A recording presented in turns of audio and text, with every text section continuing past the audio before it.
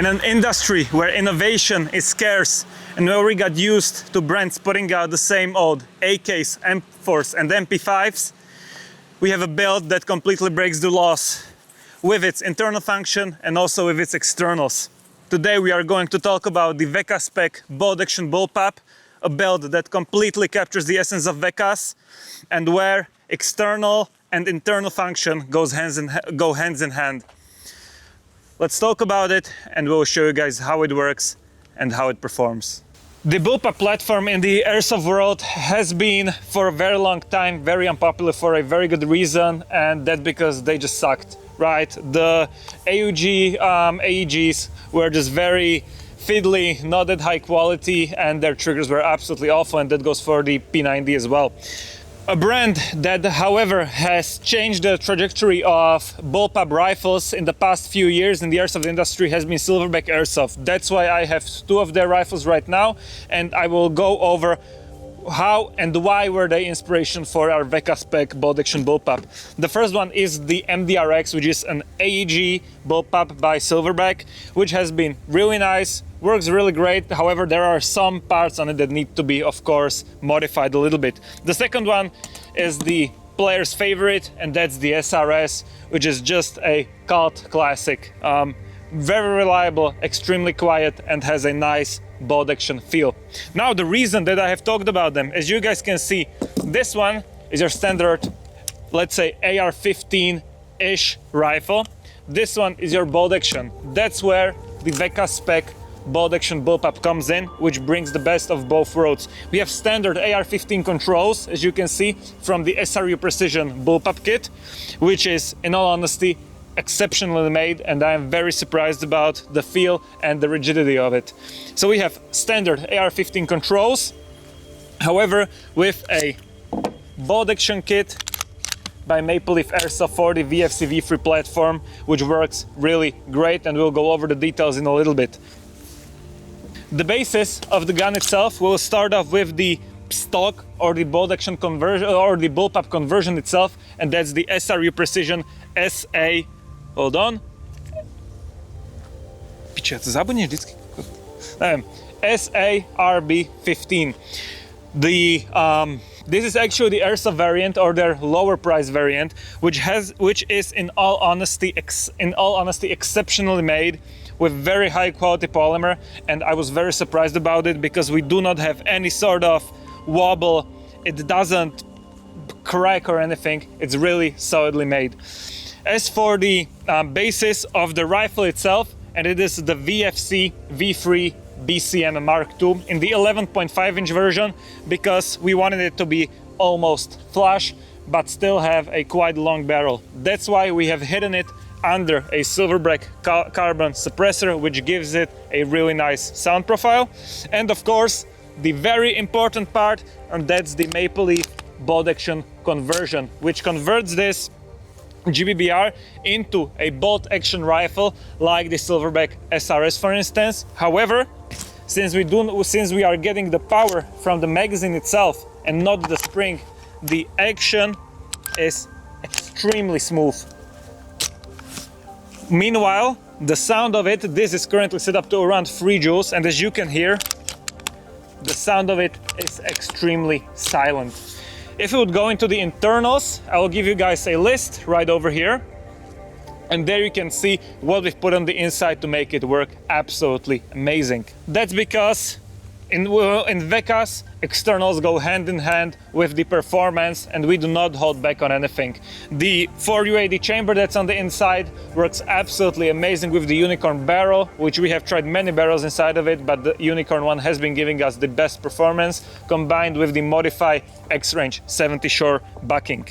As far as the nozzle or the bolt assembly goes, we have an end pass installed, which is based on the Maple Leaf Hummingbird end pass kit, or you might know it from the GHK platform ARs, which have a very similar rocket valve system.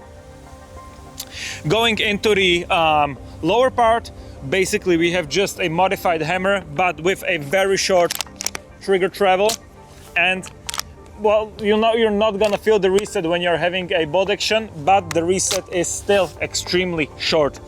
With the internals that we have put in it right now, we are getting at the highest setting with red gas and .48 Greer and BBs around 3.7 joules. And that has been the limit that we have set for this rifle right now, but we can still go a little bit higher. Right, now let's go into the disassembly process and I will show you guys the internals in a bit more detail. So firstly, we are going to cock the hammer back, put the bolt in its forward position. We will take out the rear pin, front pin of the upper and lower. I'll take out the mag, of course, and then we have one more pin securing the handguard to the bullpup kit itself. We have to pull that one out again, and as you can see, the upper absolutely effortlessly just goes out. The most interesting part of this whole kit is the trigger linkage, which has been redesigned by SRU Precision and works absolutely wonderful. And as you can see, there is literally zero slack on the trigger, and in all honesty, it's the best bullpup trigger that I have ever felt and that I have ever used. The lower is secured in its place with more or less standard AR-15 pistol grip screw, and also the rear pin detent is held on by the sling mount at the back behind the buffer tube. Going to the hammer assembly, standard VFC AR-15 V3 system with the adjustable hammer, which is a huge plus in my opinion. Then we have modified the fire selector and also the trigger linkage to have absolutely zero slack, and because of the very nice system that SRU Precision put inside of the kit, it has zero further play than necessary. The fire selector is right above the pistol grip as you would have with your standard AR-15, however it's only a two-position one. If you would use it as a standard GBBR or an MTW, for instance, you still need to use your standard selector that's on your AR-15 receiver. We have taken apart the lower. Now let's take a look at the upper. As I've said, we have the maple leaf bolt action upper for the VFC V3 system, which works absolutely amazing and it is extremely smooth. We have also an end pass valve on the inside, as I've said, similar to the maple leaf hummingbird set, or more or less the same one. Going to the barrel assembly, we have the 4UAD hop chamber with the modified X-range bucking, and as far as the externals go, we have the BCM pistol grip combined with Vector Optics Forester.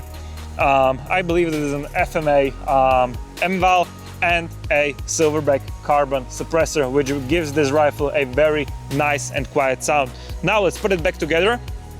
I'll flip the bolt action kit, the bolt itself to the uppers position, slide it back, put it down, make sure that all of the pins are taken out, and as I've said, when disassembling it, it is extremely smooth process putting it together.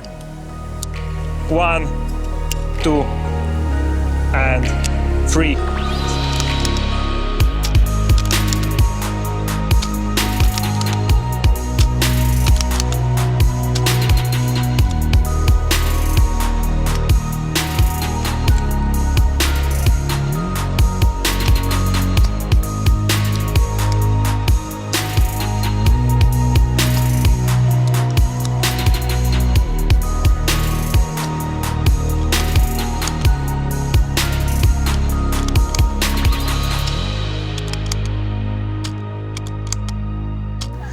The beautiful Czech scenery that we have right now at our second location where we are filming today comes in a beautiful contrast with this build, with its sharp edges and its really futuristic looking design and features. And it's not for everybody, I would say, as you can see, and as you could have seen from the demonstrations that we've did on the behind the scenes and the B-rolls. You can really see that the operation isn't absolutely easy. It most certainly isn't for everyone, and for the price that this rifle comes at, it really is for a select few, I would say. However, when I would see somebody come on the field with a build like this, I would be instantly intrigued, and I would be curious about what it is, how it works, and just overall very impressed by the build. My personal impressions on it, who I would recommend it to, is probably somebody who wants something new, that got bored of your standard AR-15 with HPA or your AEG or your standard GBBR in the sense, and wants to really try something else, something different, and has the budget to do so. Now,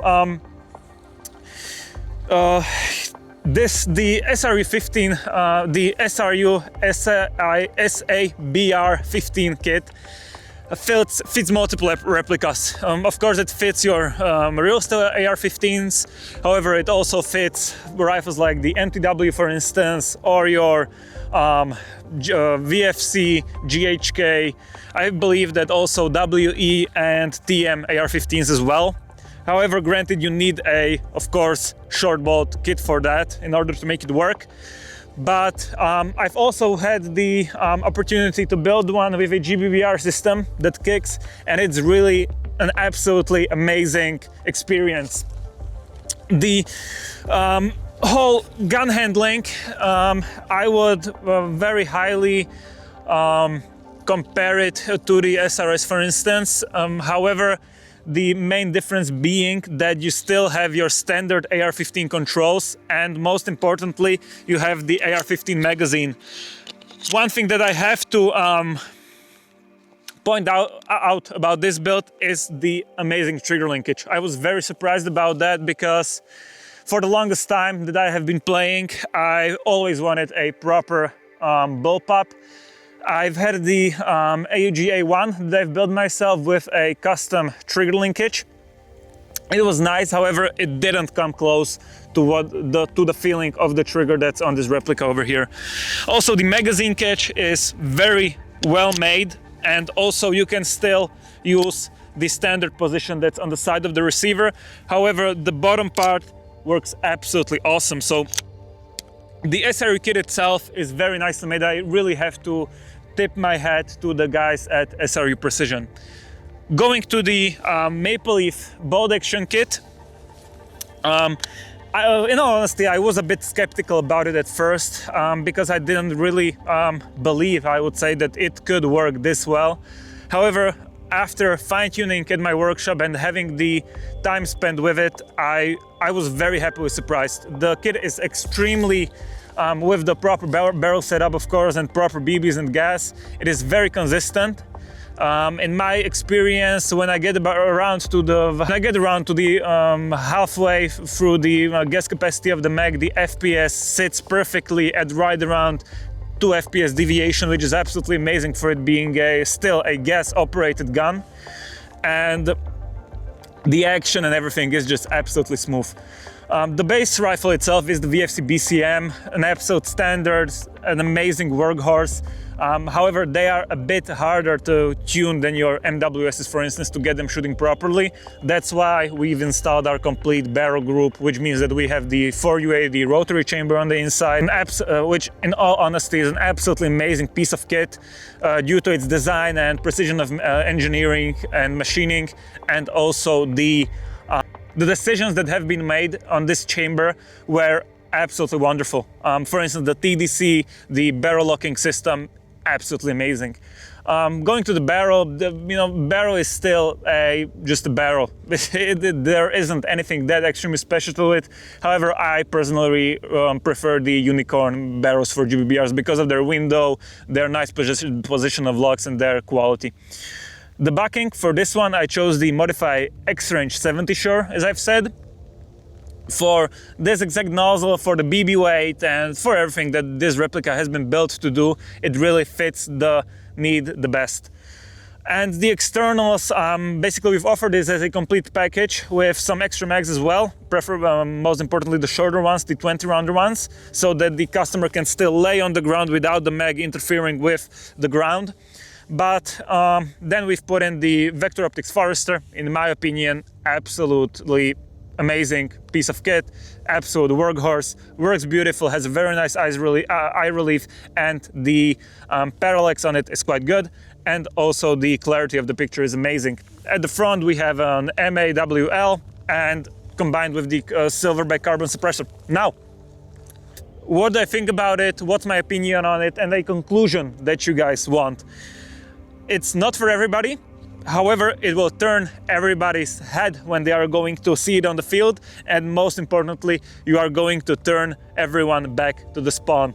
So, this was the WCASSPEC Bolt Action Bullpup based on the SRU Precision Kit with the Maple Leaf Bolt Action set. That's about it, and see you guys soon with another video.